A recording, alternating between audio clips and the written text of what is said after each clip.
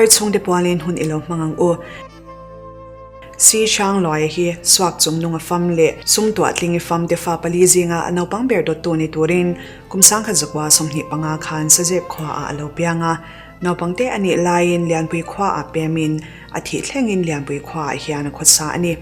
kumsang kha zakwa somli pasaria nu thangi fam nen ko shandan thiang hlima in negin pathian mal som fanau pakwa aneya tu le fa za som sari panga negin khup thum ma mu ani si shang loya hi minun nem le zaidam mi invong fel le faina ngai sang mi atlei ron chwa achanga inthian atan tuilo mang ching to ni in faina ko nga mi advance tagani a pathian chi mini in athi don thlengin pathian tharau thiang himnen in polin December ni somni panga kumsang ni som bakwa jing daru khan kumsom ko pangami ni in thilen nat to lo na mun lel pa ni ra min so santa ani voina thi cham voi khatna lo thlen hian atule fa ten kan ngai azwalin kan thin lunga cham renga apwala hun kan wat sai hi mun shang shanga kan u le naw chenra zong zong ten min lo man buya min lo thler pui turin kan so ma che o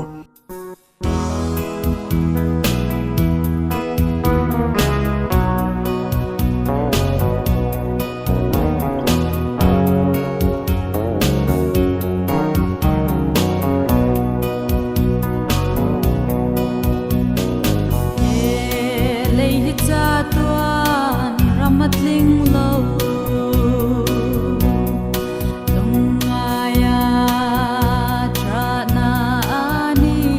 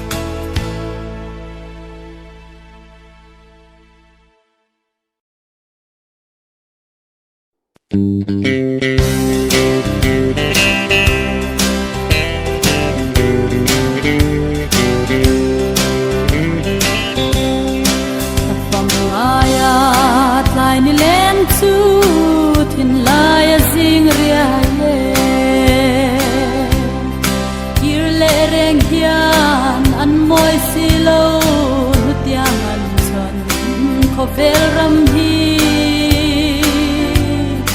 an sulin hurun chu zau le lai twal zong te ka tra mi tui an chang zo ta o ngain ka tra darang len lai kha run chu na bang mai na real tui angadaye sung kim te a dim lai ni zong kha ka tra nan chang zo ta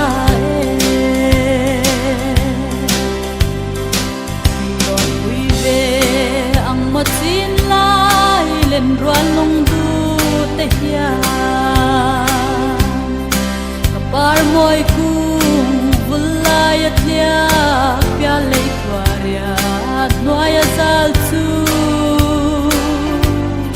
ton le ni reng om don lo ko vela ya ka trap tang rel ka don zo lo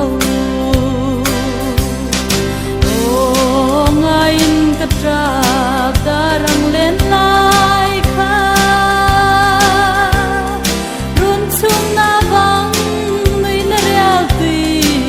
angadaye